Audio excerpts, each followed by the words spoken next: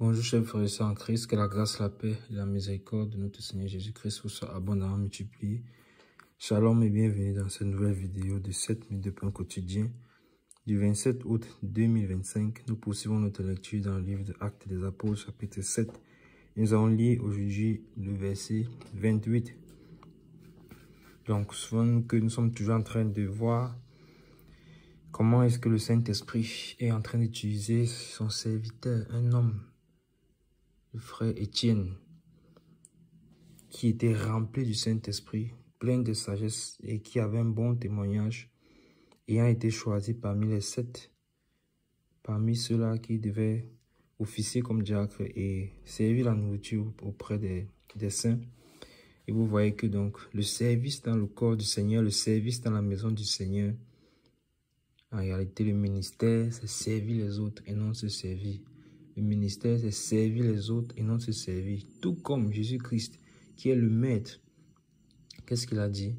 Il a dit, moi qui suis le maître et le serviteur, vous le dites bien, lorsqu'il a fini de laver les pieds.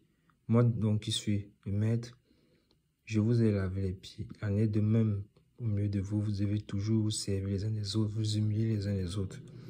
Et Étienne donc ici, déjà dans le chapitre 6, le Saint-Esprit a donné à 3 reprises ce témoignage sur lequel il était rempli du Saint-Esprit. Et ça a été effectivement un challenge pour nous. Nous devons chercher à être remplis du Saint-Esprit. D'abord, chercher le Saint-Esprit, savoir que nous l'avons eu. Ensuite, nous faire être remplis de son esprit. Aspirer chaque fois à être remplis de son esprit. Parce que regardez comment le Saint-Esprit l'utilise. Depuis là, c'est toujours lui qu'on est en train de voir. Depuis là, c'est toujours lui qui est en train de parler. Et vous voyez donc que la parole de Dieu déclare que ceux qui en Christ, on ne meurt pas. Parce que voici un homme qui plus tard va être lapidé. Mais regardez comment ces écrits nous parlent jusqu'aujourd'hui. Regardez comment le Seigneur l'utilise. Regardez comment Dieu fait de lui un instrument entre ses mains. Jésus-Christ avait déjà dit que dans les situations difficiles, moi-même, je mettrai les paroles dans vos bouches. Effectivement, il est en difficulté parce qu'il est en train de se défendre devant le Sanhédrin, car il a été accusé injustement par des personnes qui, ne sachant comment résister à la sagesse par laquelle il parlait, on sudoit des personnes et lever un faux témoignage contre lui. Et donc, commençant par Abraham dans les Écritures, il est en train de remonter pour montrer que tout pointait sur Jésus-Christ, qu'ils ont crucifié à la croix. Et il a donc commencé par Abraham et maintenant, il est au niveau de Moïse.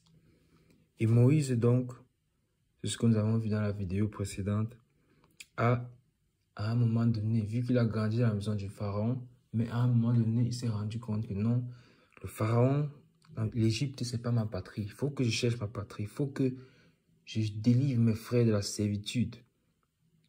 Et donc nous également, c'est un rappel pour nous, nous sommes passagers et voyageurs sur la terre. Si nous disons que nous sommes enfants de Dieu et que nous n'avons pas cette conscience-là, que nous sommes passagers et voyageurs sur la terre, alors on doit se poser des questions. On doit se poser des questions, car l'amour du monde ne doit point être dans nos cœurs. L'amour du monde ne doit point être trouvé en nous. Pourquoi? Parce que notre patrie est céleste et les choses de la terre ont péri. À combien de reprises le Seigneur ne l'a-t-il pas dit? Et donc, en sortant pour délivrer ses frères, nous avions vu qu'il est allé dans la Hadjès jusqu'à ce qu'il a tué un Égyptien. Et le lendemain, il est venu, il a constaté que même ses frères entre eux se maltraitaient. Et on avait donc vu que cela n'est pas bon pour nous en tant qu'enfants de Dieu de nous maltraiter l'un l'autre. Parce que telle assemblée va dire je suis meilleur, tel je suis meilleur, tel j'ai toute la vérité, tel j'ai toute la connaissance. Et en faisant cela, on se maltraite pendant que celui qui nous maltraite, notre ennemi, est là. Au lieu de le combattre, nous combattons. Tout comme en Égypte, c'est l'Égypte qui les oppressait, mais eux, ils se combattaient aussi entre eux. Pourquoi? Parce qu'il y avait quelqu'un qui se pensait supérieur. Il y avait un qui maltraitait son frère, disant qu'il est supérieur. Disant qu'il a la connaissance. On avait vu que pour nous, aujourd'hui, ça représente la connaissance. Donc, je maîtrise tout. C'est nous qui sommes dans la vérité. Et qu'est-ce qu'il a fait? Il les a exhortés à la paix. Il les a exhortés à la paix. Et donc, dans la vidéo précédente, nous avions vu que c'est celui-là qui maltraitait lui a posé la question que qui t'a établi chef et juge sur nous. Et c'était également prophétique, nous l'avons vu, car Jésus-Christ, lorsqu'il est venu, c'est la même question qui lui a été posée, qui t'a établi chef et juge sur nous. Il est venu comme étant le chef d'Israël, le roi d'Israël. Mais c'est également lui qui va juger toutes les nations et même les chrétiens. Qu'est-ce qu'ils ont fait? C'est la même manière qu'ils l'ont rejeté. Et donc, le Saint-Esprit nous a exhorté que lui, il veut être roi de nos cœurs, roi de nos vies, chef de nos vies. Que ce soit sa volonté à lui que nous puissions accomplir et non la nôtre. Nous lisons donc, après ce résumé, le verset 28 qui nous concerne aujourd'hui. Et c'est toujours celui-là qui est en train de maltraiter son frère qui est en train de parler. Il dit, « Veux-tu me tuer comme tu as tué hier l'Égyptien ?» Amen. Voilà la question qu'il pose. « Veux-tu me tuer comme tu as tué hier l'Égyptien ?» Donc, qu'est-ce qu'on est en train de constater ici? Première information, il était au courant que Moïse avait tué un Égyptien. Dans sa position élevée, certainement, l'information a circulé. Et vous vous rendez compte, c'est avec cette information qu'il vient faire quoi? Il vient également pointer un doigt accusateur sur Moïse. Vous voyez? Encore une fois, étant supérieur, il maltraitait, tout comme aujourd'hui, en pensant que nous sommes dans la vérité totale, les autres sont dans l'erreur, on est en train de maltraiter. C'est sur cette base-là qu'il se place encore pour accuser. Et c'est exactement ce qui se passe aujourd'hui. Parce qu'on pense être dans la vérité, parce qu'on pense détenir toute la vérité, on se positionne en accusateur des autres. Tout comme ici, cet Israélien qui maltraitait son frère se positionne en accusateur de Moïse. Et qui est l'accusateur? Qui est l'accusateur? Qui est l'accusateur de nos frères? Qui est l'accusateur de nos âmes? N'est-ce pas Satan? Alors, pourquoi allons-nous agir comme tel, comme lui, comme quelqu'un qui n'est pas notre Père? Ce n'est pas normal. Nous sommes de la semence de Dieu. Nous sommes des enfants de Dieu. Alors, nous ne devons pas agir comme notre ennemi, comme celui dont on ne porte pas l'ADN.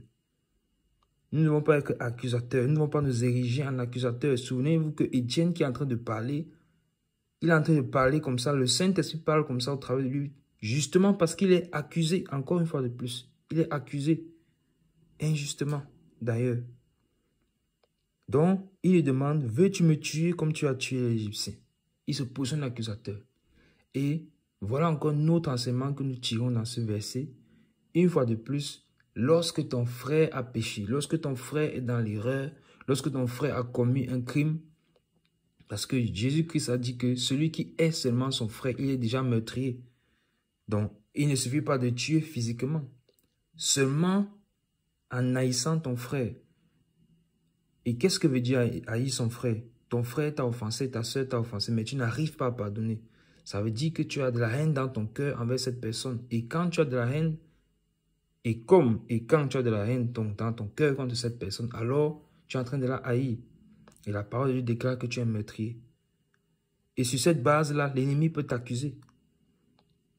Mais ici, sur cette base, un Israélien, comme Moïse aussi est Israélien, ayant constaté que son frère Israélien a fait une erreur, a commis un crime, est dans le meurtre, il l'accuse au lieu de prier pour lui. Il l'accuse au lieu de chercher à tout faire, à implorer la grâce du Père sur la vie de son frère. Il l'accuse. Veux-tu me tuer comme tu as tué l'Égyptien? Ne voyons même pas que, en fait, Moïse est sorti comme ça, utilisé par Dieu dans le but de les délivrer, dans le but de les sauver de la servitude. Mais il voit plutôt le doigt accusateur. Il pointe un doigt accusateur. Donc, faisons attention. Le Saint-Esprit nous exhorte à être ceux-là qui sont prompts à pardonner, qui sont prompts à prompter pour la paix, qui sont prompts à demeurer dans la justice et à laisser Jésus-Christ être notre justice. Parce que notre colère n'accomplit pas la justice de Dieu. Donc c'est Dieu qui justifie. Donc nous devons laisser Dieu être notre juge. Nous devons laisser Dieu être notre juge. N'a-t-il pas dit que nous devons même faire du bien à ceux qui nous font du mal? Prier pour ceux qui nous persécutent? Si nous agissons maintenant ainsi, alors que nous sommes encore sur le temps de la grâce, Si ton cœur est encore comme ça ce temps de la grâce, que feras-tu si le Seigneur vient, tu n'es pas enlevé et que tu passes par la tribulation? Comment feras-tu? Comment feras-tu? Comment feras-tu alors que la grâce ne sera plus disponible? Pourras-tu pardonner à ce temps-là? Donc, le Saint-Esprit nous exhorte maintenant aussi longtemps que l'on peut dire aujourd'hui. Donc, et je m'appuie sur cette parole, on peut dire aussi longtemps que l'on peut dire aujourd'hui. N'endurcissons pas nos cœurs. Écoutons ce que le Saint-Esprit nous dit et promptons pour la paix, soyons prompts à pardonner. Jésus-Christ nous a pardonné à la croix. Il avait toutes les raisons de condamner ceux qui le condamnaient. Et il n'allait pas dire que c'était juste les Romains et les Juifs qui l'ont condamné. C'est toutes les nations de la terre qui l'ont condamné.